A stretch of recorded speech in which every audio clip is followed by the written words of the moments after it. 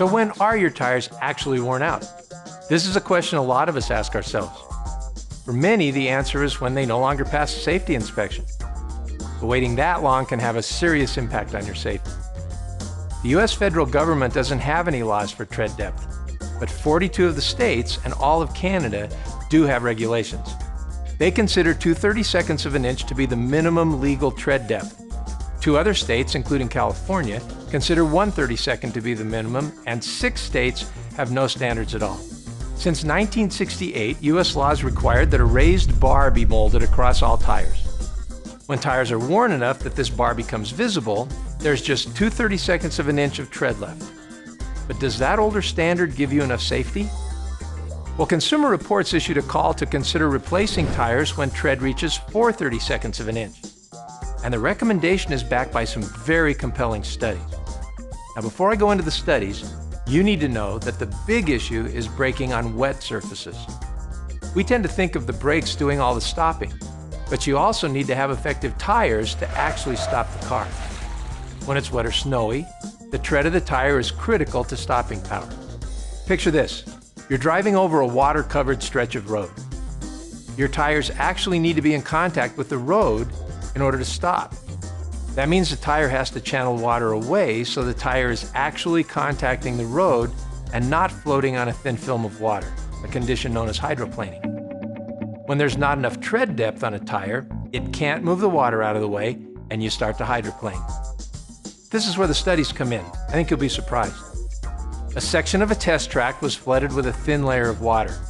If you laid a dime on the track, the water would be deep enough to surround the coin, but not enough to cover it. A car and a full-size pickup truck were brought up to 70 miles an hour and then made a hard stop in the wet test area.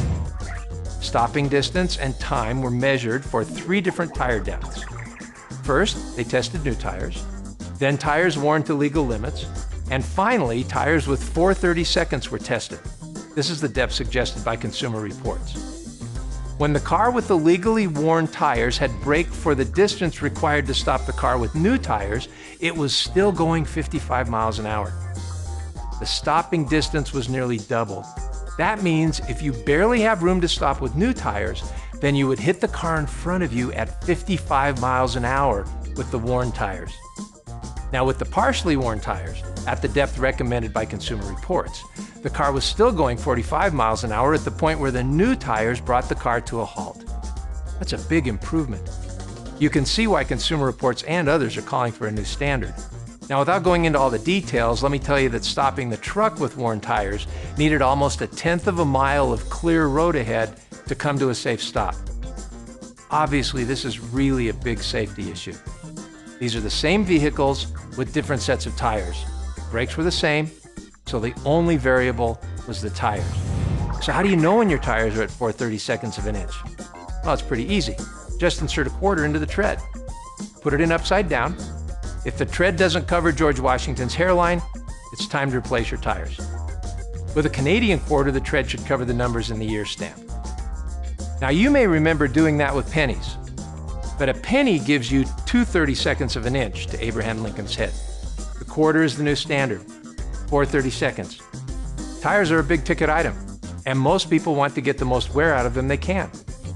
But do you want that much more risk just to run your tires until they're legally worn out? For me, and I would guess for many, the answer is no. Well, Mr. Washington, let's go out and look at my tires. We'll be right back.